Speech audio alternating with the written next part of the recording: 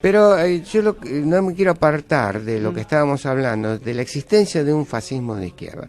Acá tenemos con nosotros a el director del Instituto de Estudios Laicos Contemporáneos, y lo quiero hablar por cómo es esto que está ocurriendo y que ocurrió en nuestro país, ¿no es cierto? Así que, bueno, a ver, está con nosotros el doctor Manuel Ochandío para hablarnos con nosotros. Manuel, ¿qué tal? Buenas tardes, ¿cómo están? Muy Un bien, gusto volver a hablar con ustedes, ¿eh? ¿Qué tal, Manuel? Bien. Manuel, estábamos hablando del fenómeno que ocurrió en Rusia después de la salida del comunismo, que es la aparición de la figura de Vladimir Putin, que es con características particulares, o sea, es un euroasiatista con apoyos intelectuales en Alexander Dugin, que es un nacionalista, tradicionalista, adorador de Stalin y a su vez del Imperio Ruso, y con el apoyo de la Iglesia Ortodoxa Rusa. Desde tu perspectiva, ¿qué ves algo? ¿Esto es posible de trasladar a la Argentina o no? Obviamente ninguna estructura nacional se puede traspolar, y menos aún en esta crisis hasta de la misma globalización a la que estamos asistiendo, me parece, ¿verdad? Sí. Digo esto tomando lo que es la doctrina del derecho internacional público. Dejamos de lado el modelo institucional donde la normativa supranacional y los organismos supranacionales tienen una vigencia, y volvemos otra vez al Estado relacional, a la Paz de Westfalia, ¿no? Sí. Donde los principales actores son los Estados nacionales, más allá de otros actores lamentables que intervienen en la política internacional ahora, como el crimen organizado, el terrorismo, etcétera. Pero más allá de eso, sí se está volviendo, justamente en este marco de que hay una contracción de los actores internacionales a desintegrar, digamos, esos bloques o esos ámbitos de consensos internacionales.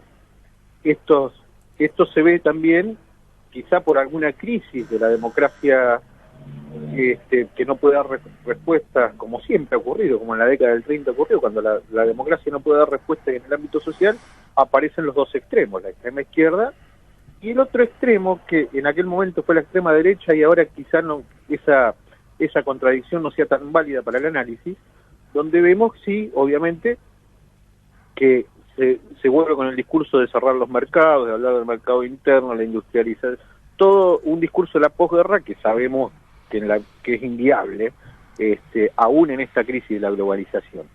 Y ahí aparecen estas identidades políticas, yo tampoco las llamaría ideología, estas identidades políticas que se fundan en el desconocimiento de lo distinto, de lo foráneo, mixofobia, como dice Bauman, con algunos fanatismos, obviamente, y algunos dogmatismos políticos, en un discurso político que no llega a ser una ideología, son meramente identidades. Esto también creo que hay que resaltar, son meramente identidades que se pueden llegar a radicar como algo ideológico profundo, pero si vamos al caso de Venezuela, por ejemplo, si vamos a hablar de la región, no hay una ideología detrás del régimen de Venezuela.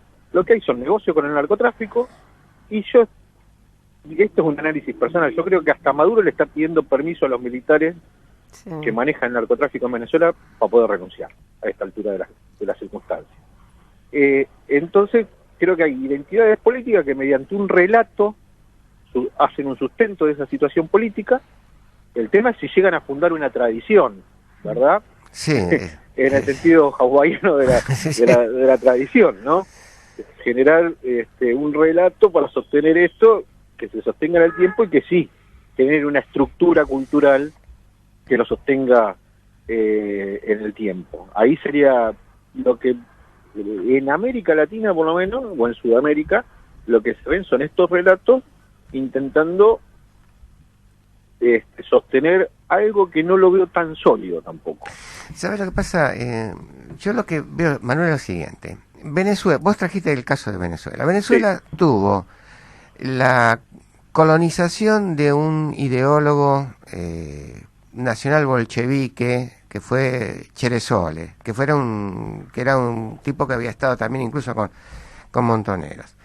Y después viene la gente de Putin, que es el apoyo fundamental de él, que es con Alexander Dugin, que sería el intelectual de este nacional bolchevismo.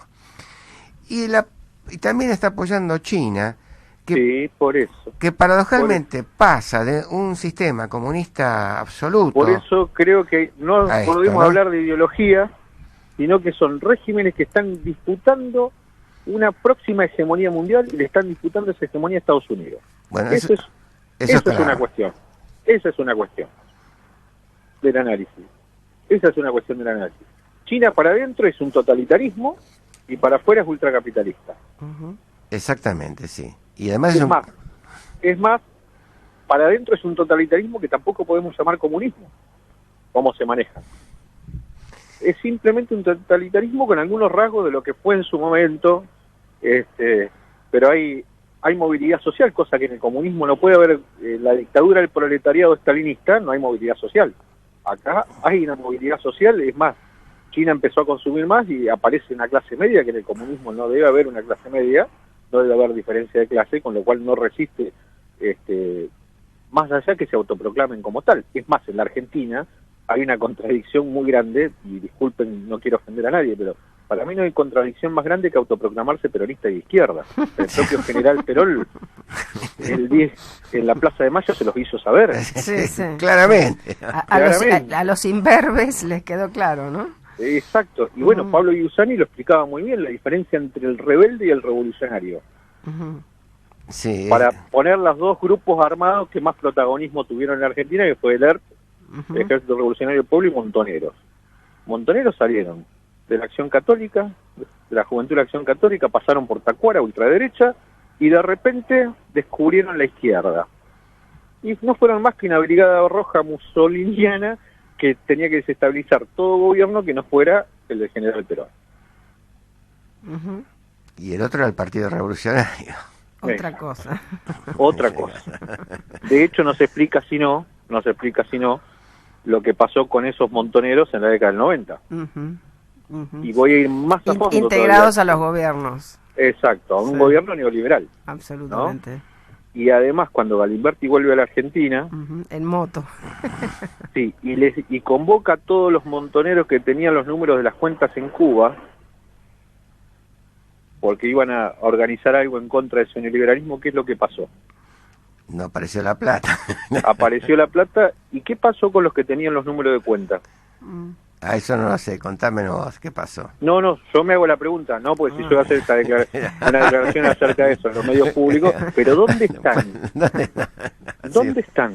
Otra vez no tenemos la plata, viste que es un karma para los argentinos, los dineros desaparecen. Eso no. Los capitales no se esconden. Era mucha plata, eran 60 millones de dólares, creo, el secuestro de los bonos. Exactamente. Yo porque Galimberti muere en verano, no me acuerdo bien si fue en diciembre o en enero. Yo tengo este recuerdo de estar en un lugar en la costa con una persona que militó en el PRT. Sí. Y cuando entro al café, porque ese café era como su oficina, muy temprano estaba ahí siempre, entro a ese café y revolea el diario Clarín y dice, tal, un epíteto, se murió solo. Miro así la foto de Galimberti. Entonces empiezo a preguntar a esta persona, ex militante del PRT, y ahí me empezaron a contar, desde su perspectiva, obviamente, varias cosas. Por ejemplo, quién tenía que ir en lugar del ejército cuando lo van a buscar a Santucho, que aparentemente tenía que ir un grupo de montoneros con Firmenich y demás para negociar las últimas negociaciones de Santucho previo a irse a Cuba, que nunca lo logra, porque lo secuestra el ejército, lo arresta el ejército. Bien, desde ese dato hasta los orígenes mismos de un grupo y el otro, queda clara Giussani, que decía, el rebelde en un momento decía más o menos así, que tenía como una culpa de su condición de clase, entonces toma este estado de rebeldía, pero después vuelve a su propia condición cuando pasa ese furor adolescente, esa rebeldía adolescente, vuelve otra vez a su condición de clase y hace lo que su condición de clase le designa, ¿verdad? Políticamente. En cambio, el revolucionario es una convicción profunda y va a seguir con su proyecto revolucionario aunque pasen los años de su vida, ¿verdad?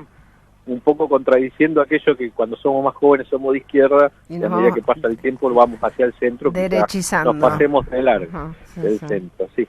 Bueno, Pablo Giussani en esa obra de la década del 80, que el título de Pablo Giussani, no mío, era Montoneros, la soberbia armada, explicaba este diagnóstico inicial y de ahí partía hacia el análisis, ¿no? Él es el que los cataloga de fascistas de izquierda, el grupo Montonero. Claro, sí, y además dice que no son de izquierda tampoco, por eso hace esta diferenciación. Simplemente es un grupo violento que su misión es desestabilizar. ¿Por qué? Porque también hay que entender, y esto se lo digo a mis alumnos en la Facultad de Derecho de La Plata, que entre mamá Iglesia y papá Ejército nace el corporativismo de Estado en la Argentina, que se cristaliza en un partido político que es el Partido Justicialista. Que tenía, el corporativismo de Estado tiene un proyecto que tiene 3 patas: el partido único, el sindicato único por actividad y la representación funcional, que ya una persona no valga un voto, sino acá se llegó a plantear hasta el voto familiar, que el padre de familia votara en representación de todo el núcleo familiar. El cardenal Franceschi lo decía, por ejemplo, Cagiano, digo, por ir más cerca de General Perón, etcétera, etcétera, por actividad económica y demás. Manuel, ¿entendés entonces, cerrando, lamentablemente se nos acaba el programa, que si no eran de izquierda en el 70, tampoco son de izquierda en el 2019? Absolutamente. Okay, absolutamente. Bueno, Manuel, te agradecemos mucho. No, hay que seguir hablando. Y espero poder ir un día al piso. Sí, por favor. Cuando vos realmente. Genial, gracias. La próxima vez vamos a estar en el piso. Bueno. Un abrazo. Igualmente, suerte.